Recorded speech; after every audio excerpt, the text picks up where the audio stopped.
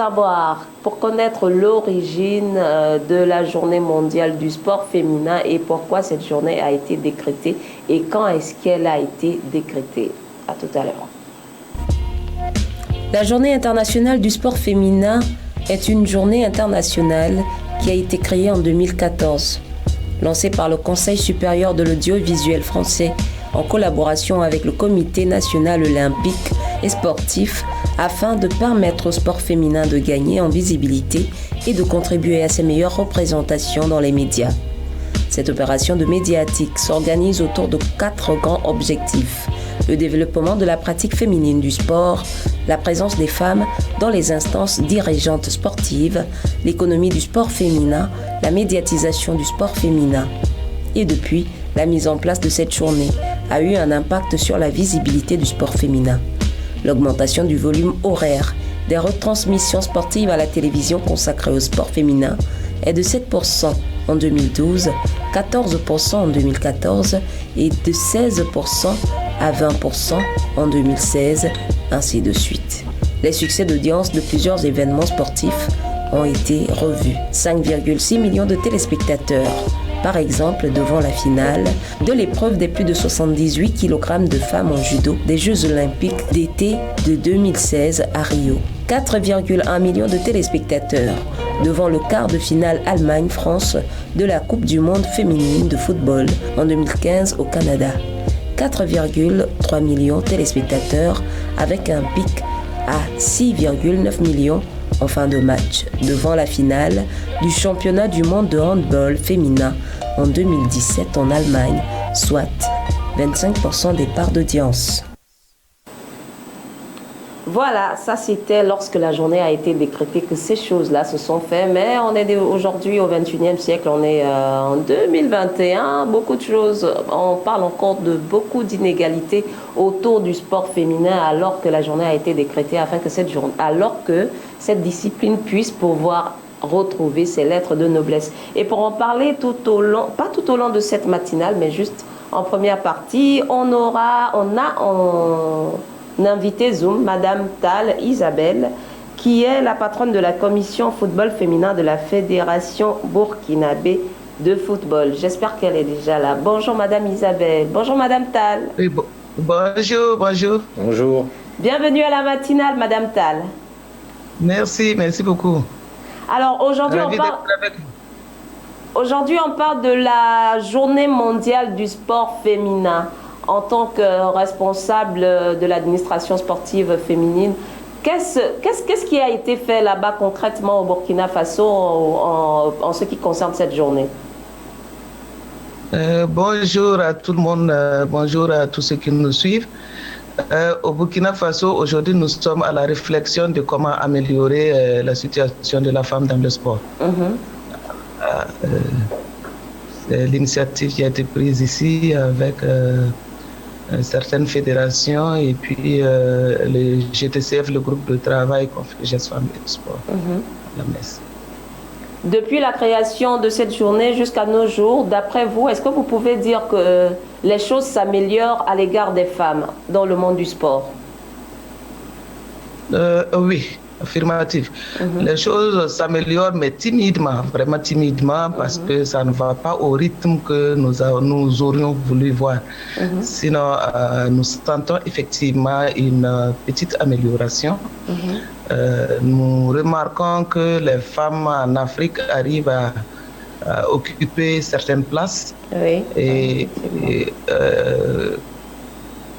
que des places qu'elles ne pouvaient pas même postuler. Mais maintenant, on voit qu'elles peuvent les occuper et elles arrivent à donner le meilleur d'elles-mêmes. Il y a vraiment une petite amélioration, je ne peux pas dire une amélioration, c'est une petite amélioration et on espère mieux. Alors moi j'aimerais savoir, est-ce que les fédérations au Burkina Faso ou bien en Afrique de manière générale prennent en compte cette journée? Et si oui, quelles sont les dispositions qu'ils prennent afin d'apporter une impulsion aux différentes activités du sport féminin?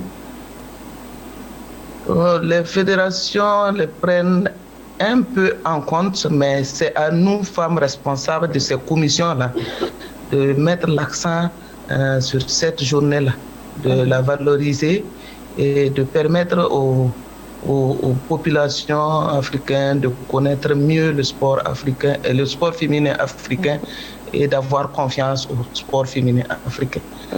Sinon, les fédérations ne la prennent pas comme une journée vraiment à commémorer sur le plan sportif comme ça.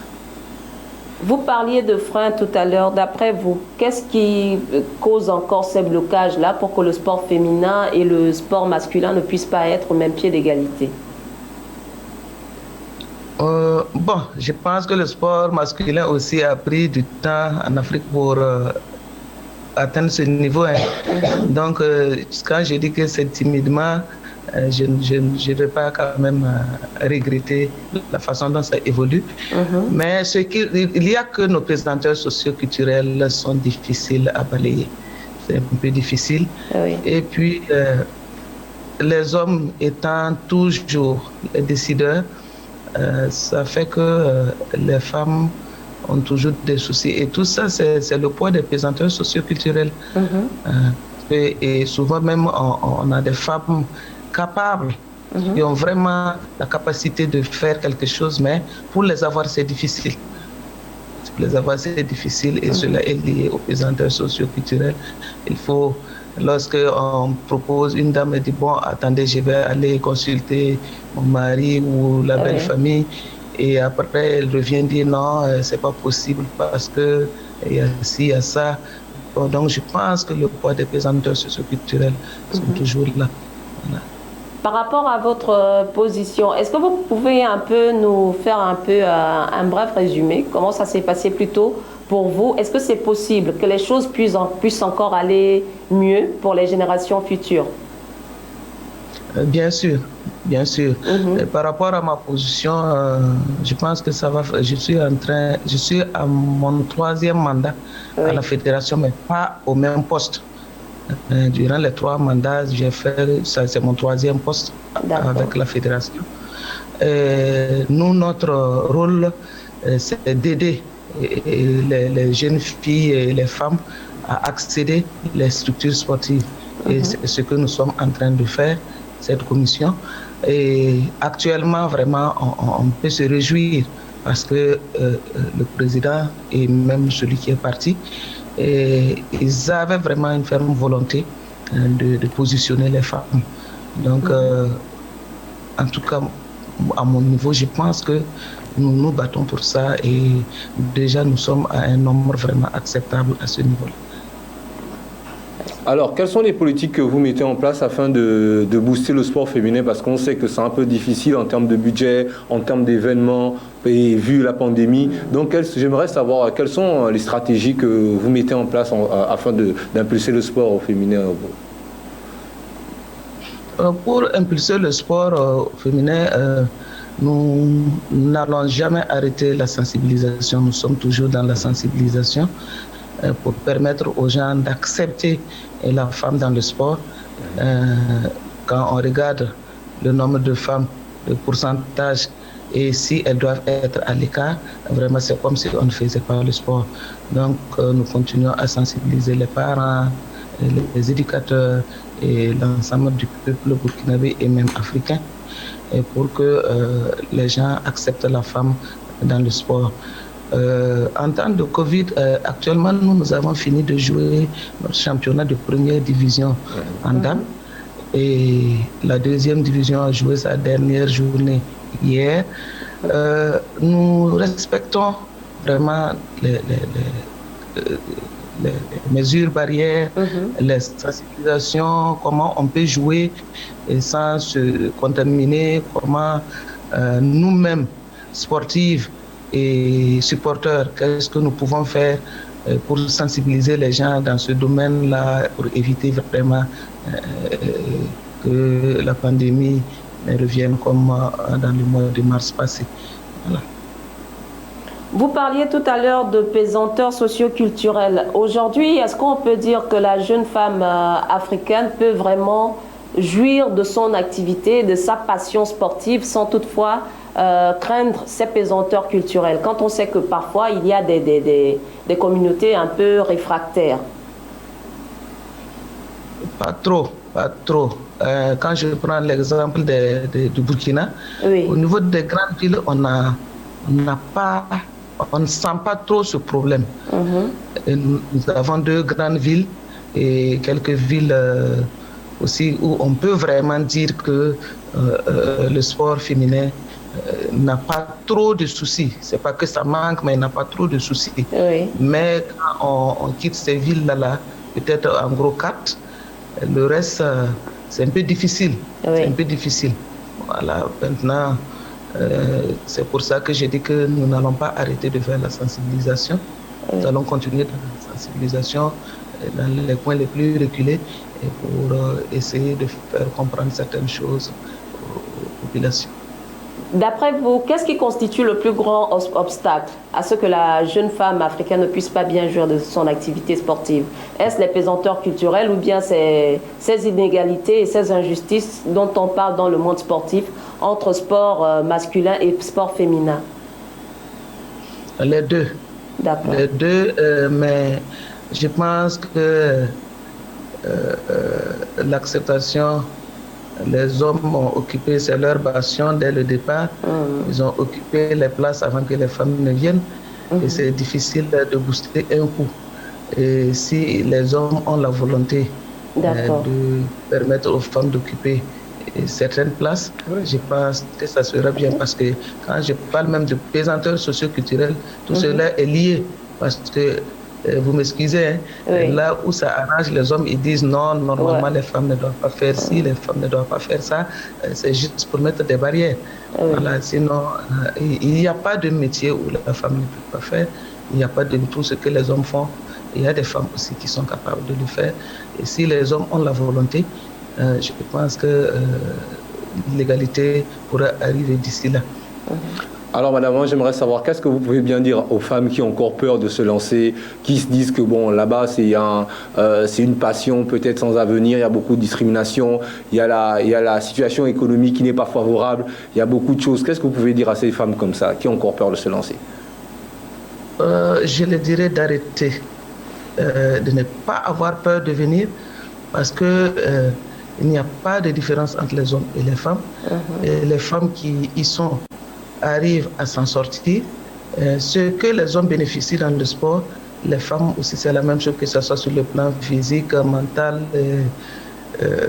psychologique et tout.